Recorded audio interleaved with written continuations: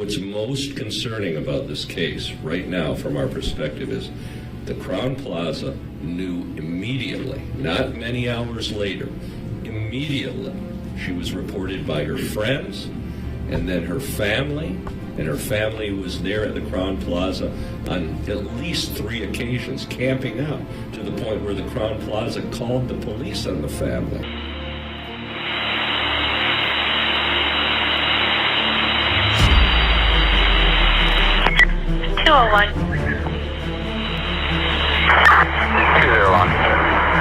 P25 the lobby for a station reports going to be a missing person from the Crown Plaza.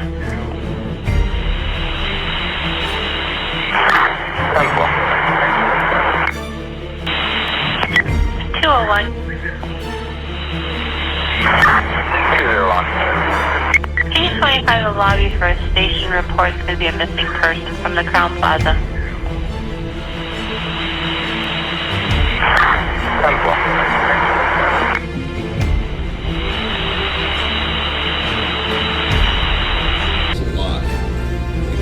Down, and it can secure the door, preventing anybody from the inside from exiting. It would effectively lock this door. And we believe that that door may have been locked from the outside because there's no other explanation why her body wasn't discovered. It's very possible that security people at the hotel knew she was missing, just looked into the kitchen under construction, saw that it wasn't secured, and started locking the doors and then left, and came back later to find, well, we've just locked in Kenneka. So you're not saying that you believe that they did this on purpose? No, there's absolutely no evidence that anybody did anything on purpose, and I don't believe it. There'd be no reason to do it. I think it's pure and utter negligence. No suggestion whatsoever that anybody did harm to Teresa on purpose. What's more likely is that through pure negligence, someone noticed that the doors in the kitchen were open. They locked them like they should have been locked. They locked the freezer, and unfortunately they locked Kenneka into the freezer and resulted in her death. It's the VRCD index number that goes with that call.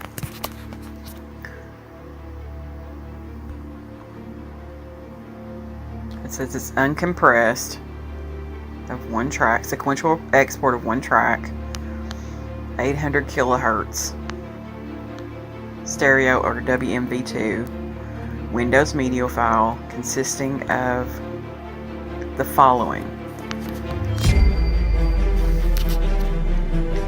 And it's from Patrol, it's from Channel Patrol. The start is 9/9/2017 at 12:47:49, and it says for UTC time subtract 5 hours. The duration shows 34 seconds. Like I said, it's 1 second off. This is the next call in sequence.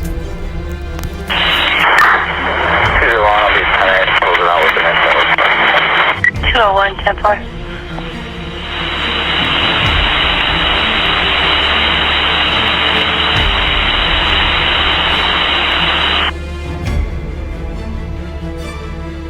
I did the best I could on the end of his transmission, but I understand what he's saying. He's saying basically he's in service and he's heading to the location to take the station report, but we're going to play it again. Sometimes you can understand what they're trying to say, but as far as getting it verbatim, it's hard to do sometimes. And this is one of those times. Because at the end he's kind of mumbling, so...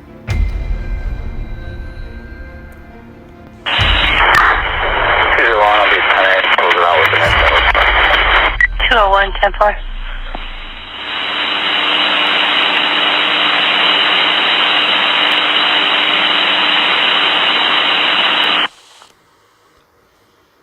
Here is the VRCD index for that particular call. It's Patrol for 9/9/17. It says it's 13:24:46. So 1:24:46. And for UTC time, you can take off 5 hours. And it does have the correct duration on that call, 15 seconds. So 9/9 at 13:24:46. So the first call came in at 12:47:49, and he didn't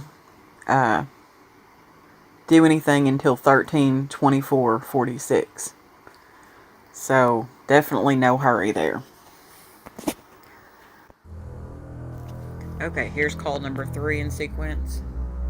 201, still myself and 101 out at 5440 River Road on a call. 201, 10-4.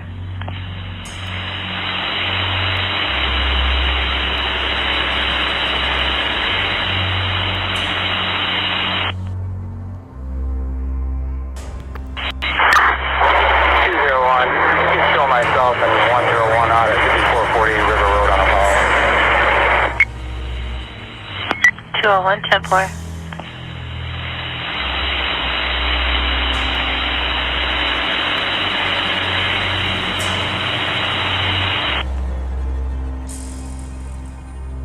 And here is the VRCD index for that call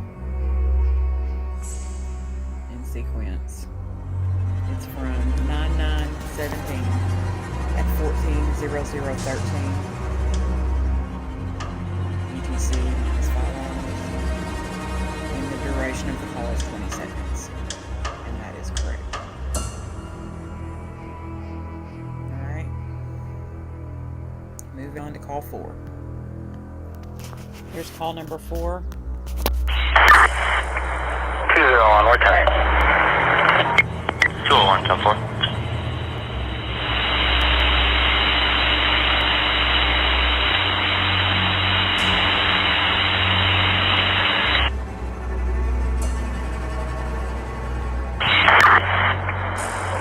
What time? 201, 10-4.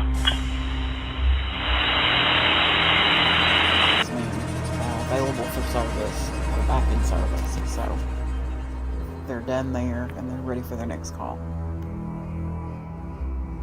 And here's the CAD sheet. I'm just going to call this a CAD sheet, if you will, for that call. 9/9/17 at 14:33:04. And the duration is correct, 15 seconds.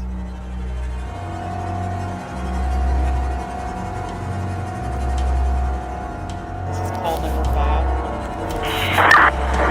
201, show me how the cloud was on follow-up. 201, 10-4.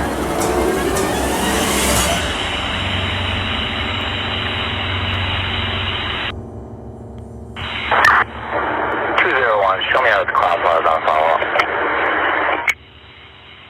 You said that you haven't decided how much you'll be seeking from the Crown Plaza, whether 50 or 100 million. What does that depend on? It depends on the facts of the case. The state has what we call punitive damages. Her pain and suffering during the period of time from the time that she was locked in the freezer until the time she passed away, and the losses to her family. Those are all things that we'll consider and a jury would consider in this case. Teresa, if we may have you just Sure. We do need to move That's fine. microphones. How are you doing, first of all? I'm blessed. What do you hope will come of this lawsuit? Justice. I've been seeking justice from the beginning, and that was my purpose of seeking out for Mr. Figer. I mean, obviously, your family, Kenneka's friends, from the very beginning, you've felt that the hotel just did not do its job. Can you just speak a little bit to that? Well, I feel like I was asking for answers. I was seeking for answers, and trying to find my daughter. I have not received help until now. Well, let's be clear. Teresa indicates she's seeking answers. Teresa was notified by Kenneka's friends at 4:30 in the morning. Kenneka had been walked out of the room about 2:30, and so the hotel was on notice at about 2:30 because the friends first went to the hotel, said, our friend is missing, she's in the hotel somewhere. Then the family became involved, Teresa. They started to call the hotel. They showed up at the hotel numerous times. They showed up at the hotel so many times that the hotel called the police on the family. So when Teresa's commenting about finding out what happened, to this day, the hotel hasn't adequately explained why. Because she was there so many times over a period of nearly an entire day before Kenneka was found, what was going on there? It's been more than a year. Talk to us just about how your life is changing right now. My life would never be the same. I don't know if we have children or not, but I birthed it with my daughter. And to know that I had to bury my child because of someone, I couldn't receive him, but maybe if I could have received his help, she could be here today. It hurt. It's a pain that I can't even explain. I don't even understand. Sorry if I'm asking that. The manufacturer? No, I don't, but I think it's a very common design, and I think it can be secured. It can be locked from the outside, and if it is locked from the outside, I don't believe you can exit from the inside. But again, that's something that we've got to determine. We do know that the doors, we have photographs of the doors locked, and this was at a time when Teresa was waiting, and the family was waiting for word on Kenneka. These pictures were taken by Teresa's brother during the time that they were waiting for some answers. He didn't really give permission. He just went down to the area where Kenneka was and took these pictures. So it's clear that the area could have been secured. It's clear it may have been secured while she was already in there. Because remember, she was missing for 24 hours. The hotel allegedly did a inspection and looked for her. Well, I suspect at some point that they secured those doors with her inside. I don't know for sure, but I'm going to find out. I guess what you're saying is you just don't believe it until I'm quick enough, and then when they started to, it just...